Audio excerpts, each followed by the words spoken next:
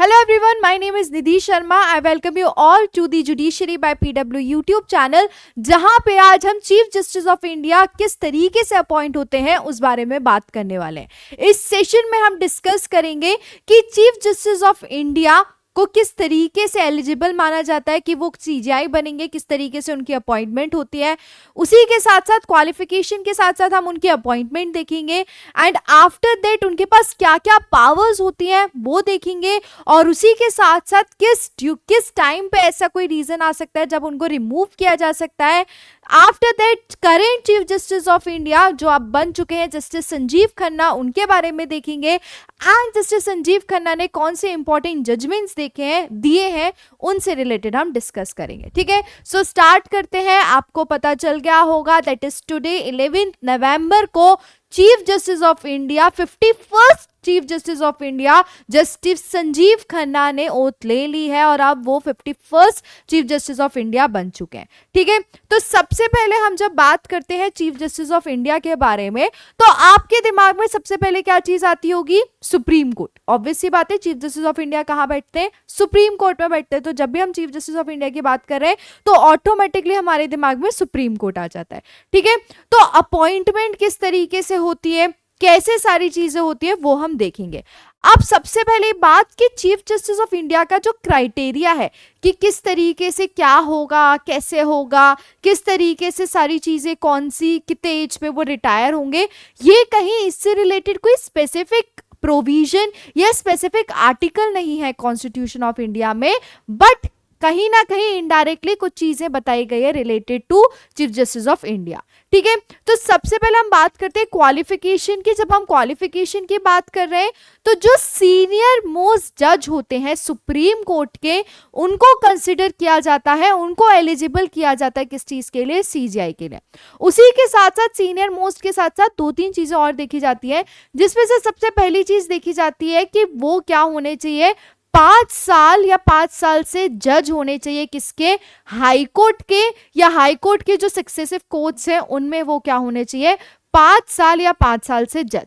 उसी के साथ जो दूसरी क्राइटेरिया देखा जाता है वो ये देखा जाता है 5 साल जज के साथ उनके पास 10 साल की प्रैक्टिस होना जरूरी है एज अ लॉयर। एंड उसके बाद अगर वो सीनियर मोस्ट हैं तो उनका क्या होता है? उनका पूरा नाम डिस्कस होता है, पार्लियामेंट पूरी चीज़ें रिकमेंड करती है, जो ऑर्गेनाइजेशन जो फॉर्मेशन बनाते हैं सीजीआई से रिलेटेड जो कमेटी है वो नाम रिकमेंड करते हैं कि ये सीजीआई होंगे। और उसी के साथ साथ रिकमेंडेशन से पहले सबसे पहले जो रिकमेंड करते हैं वो कौन करते हैं? जो आउटगोइंग सीजीआई होते हैं। मान लो जैसे अभी एट प्रेजेंट हमारे डीवाई चंद्रचूड़ थे, ठीक है, एट प्रेजेंट डीवाई चंद्रचूड़ थे, तो डीवाई चंद्रचूड़ क्या हो जाएंगे? वो हो जाएंगे आपके आउटगोइंग सीजीआई। और जो आने वाले सीजीआई वो हो गए, वो कौन गए? जस्टिस संजीव खन्ना। तो डीवाई चंद्रचूड़ सजेस्ट करेंगे कि ये जो नए सीजीआई आने वाले हैं वो कौन होंगे? जस्टिस संजीव खन्ना होंगे। उसके बाद ये रिकमेंडेशन, उसके बाद सजेशन जाएगा पीएम के पास। पीएम फिर क्या करेंगे? कंसल्ट करेंगे किससे? प्रेसिडेंट से। एंड जैसे ही प्रेसिडेंट से कंसल्ट हो जाएगा उसके बाद क्या करेंगे?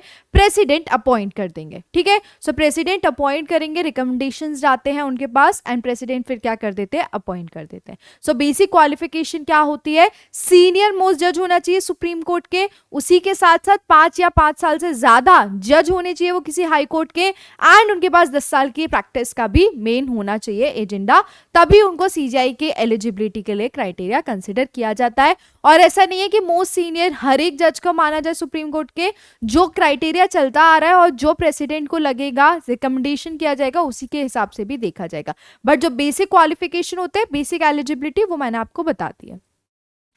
After that next important thing, appointment of CGI कौन अपॉइंट करता है? प्रेसिडेंट अपॉइंट करता है। ओथ कौन दिलवाता है?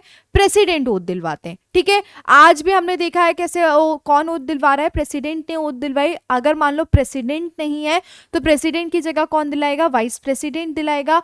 वाइस प्रेसिडेंट भी एब्सेंट है तो उनकी जगह जो सीनियर मोस्ट जज है सुप्रीम कोर्ट के वो दिलाएंगे। अब जो हमारे सेकेंड जज केस आया था उसमें ये बोला गया था कि जो सीजीआई है वो सबसे सीनियर मोस्ट जज होंगे सुप्रीम कोर्ट के, ये चीज उसमें बताई थी। और जो अपॉइंट करेंगे, जो ओथ दिलवाएंगे वो कौन करेगा? प्रेसिडेंट करेगा। और नाम भी जब रिकमेंडेशन के बाद जो फाइनल डिसीजन आएगा वो किसका आएगा? प्रेसिडेंट का आएगा। एडमिनिस्ट्रेटिव पावर्स, आपको पता होगा चीफ जस्टिस ऑफ इंडिया की बात कर रहे हैं तो जब हम कोर्ट की बात कर रहे हैं, जुडिशरी की बात कर रहे हैं, तो जुडिशरी में सबसे टॉप में फिर किसको माना जाता है? चीफ जस्टिस ऑफ इंडिया को ही माना जाता है। वो सबसे टॉप में है, उन्हें ही सबसे ज्यादा लीड पे किया जाता है। जब भी हम जुडिशरी की बात करते हैं, वो सबसे टॉप ऑफिसर होते हैं कोर्ट के, ठीक है। तो जब वो टॉप ऑफिसर है तो ज्यादातर पावर उनके पास ही है सारी चीजों पे। जब भी कोई कॉन्स्टिट्यूशन से रिलेटेड केस आता है, जब भी ऐसा केस आता है जिसपे बहुत ज्यादा प्रोविजन ऑफ लॉ से रिलेटेड बात की गई है या कॉन्स्टिट्यूशनलिटी की बात की गई है, तो वो सारे जजेस वो सारे केसेस में मेनली क्या सीजीआई लीड करते हैं। उसी के साथ साथ जब हम बात कर रहे हैं, उनके पास एडमिन पावर भी है। वाइस प्रेसिडेंट, वाइस प्रेसिडेंट के बाद जो तीसरे इंसान आते हैं जिनसे कंसल्ट किया जाता है, उसमें सीजीआई भी आते हैं। चीफ जस्टिस ऑफ इंडिया से भी चीजें पूछी जाती है, तो उनके पास एडमिनिस्ट्रेटिव पावर्स भी होती हैं। Okay, another important thing, removal of CGI. मान लो कोई ऐसी चीज आ गई, ऐसी सिचुएशन आ गई जहां पर चीफ जस्टिस ऑफ इंडिया को रिमूव करना पड़ा, तो वहां पर जो पार्लियामेंट है, हाउसेस ऑफ पार्लियामेंट एक स्पेशल मेजोरिटी के साथ अपना एड्रेस करेंगे और वो एड्रेस फिर जाएगा आगे और उसके बाद क्या कर दिया जाएगा? चीफ जस्टिस ऑफ इंडिया को रिमूव कर दिया जाएगा, ठीक है। अभी तक टोटल 51 सीजीआई हो चुके हैं, जिसमें से 41 से जब हम बात करें तो 41 से जो लास्ट 51 सीजीआई हैं, उस पर मैंने एक शॉर्ट भी बनाया, आप वो देख सकते हैं। तो अभी करंट जो हुए हैं अपॉइंट, वो हुए हैं justice Sanjiv Khanna. Justice Sanjiv Khanna 51 CGI हो चुके हैं इंडिया के। अगर जस्टिस संजीव खन्ना की बात करें तो उनने 1983 में क्या ज्वाइन किया था? Bar council of Delhi join किया था। उसके बाद 2004 में वो स्टैंडिंग काउंसिल रहे थे एनसीटी ऑफ दिल्ली में, एंड आफ्टर डेट 2005 में वो दिल्ली हाई कोर्ट के जज बने, एंड 2019 में उनको सुप्रीम कोर्ट में एलिवेट किया। अब जब वो अपॉइंट हुए सीजीआई, तो वो अपॉइंट हुए सिर्फ और सिर्फ 6 मंथ्स के लिए, क्योंकि आपको पता है सीनियर मोस्ट उसका क्राइटेरिया इतने एज तक ही हो सकते हैं। तो जस्टिस संजीव खन्ना 13 मई 2025 तक अपॉइंट हुए हैं, और जो एज ऑफ रिटायरमेंट होती है चीफ जस्टिस ऑफ इंडिया की, वो एज होती है 65, ठीक है। Another important thing related to justice Sanjiv Khanna, जो उनके नोटेबल जजमेंट रहे हैं, जिसमें से उनने जो जजमेंट दिए हैं, इलेक्ट्रल बॉन्ड जो अभी केस आया था वो उसमें दिए हैं, अरविंद केजरीवाल और मनीष सिसोदिया का जो बेल का केस था उसमें भी उनने क्या दिया था? अपना जजमेंट दिया था। और उसी के साथ साथ उनने काफी इंपॉर्टेंट जजमेंट्स दिए हैं जस्टिस संजीव खन्ना ने, एंड नाउ वो जो 51 सीजीआई बन चुके हैं। और इनसे पहले हमारे जो 50 सीजीआई थे वो कौन थे? Justice D Y Chandrachud. So this is all about this related to appointment of chief justice of India, किस तरीके से होती है और कौन एट प्रेजेंट में बन चुका है उसके बारे में। मिलते हैं नेक्स्ट सेशन में। Bye bye, take care, thank you.